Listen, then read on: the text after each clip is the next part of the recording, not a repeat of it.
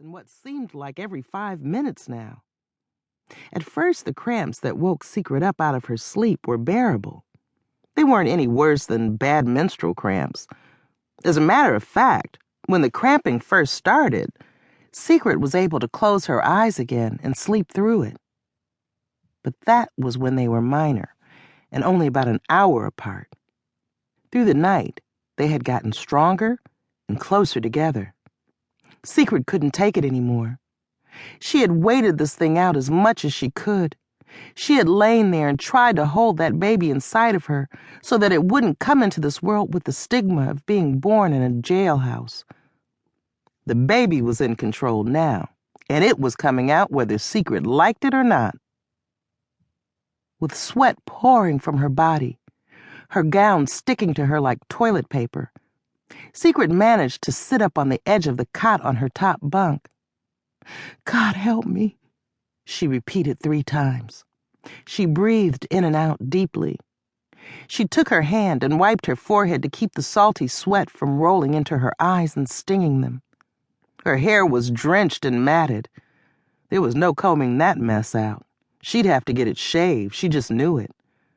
But this was no time to be concerned about hair care. She had to get out of that bed and go over to the door and yell for help. Her lazy cellmate sure wasn't going to get out of her bed to do it. Just as Secret was about to hop down, another cramp ripped through her. At the same time, it felt like her insides were falling out. She let out the loudest roar ever. Her cellmate, who'd had her pillow over her head trying to drown out Secret's wails, snatched it off. She leaned her head from out under the bunk to yell at Secret for making such a ruckus. "Will you shut the fuck?" The gushing water that poured from the top bunk halted her cellmate's words. "What the fuck?" Her cellmate jumped up. "Did this bitch just fucking piss on me?" she asked, wiping the moisture that had hit her face. She then looked down at her wet hands. "I'm about to fuck this bitch up." She got up from the bottom bunk and went right for Secret's jugular. Before she could do any real damage to Secret, the cell door flung open and 2 guards came storming in. "What the hell is going on in here?" the female guard asked.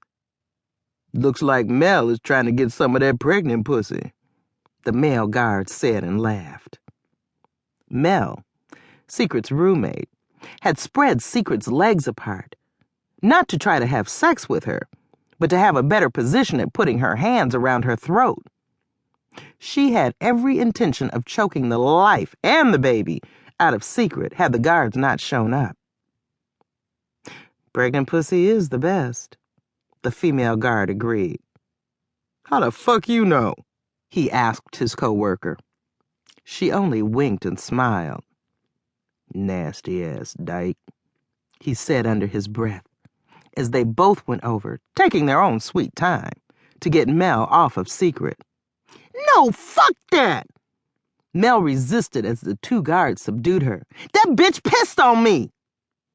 "Aw, poor baby," the female guard teased. "And since when don't you like a little golden shower?"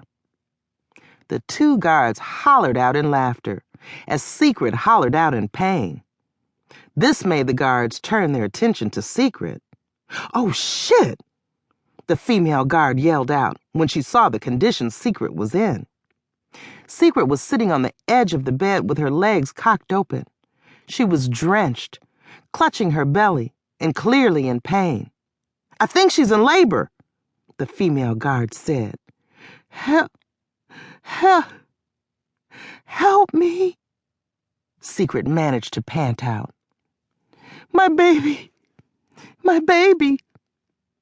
The tears wouldn't stop flowing. "Help me get her down," the male guard said as he pulled out his walkie-talkie. With the assistance of the female guard, he managed to get Secret down as he called in the situation. "We have an inmate going into labor. Looks like the baby could be born any minute. Give the infirmary a heads up. Prepare for her arrival in 5. He ended the conversation, put the device away, and was now able to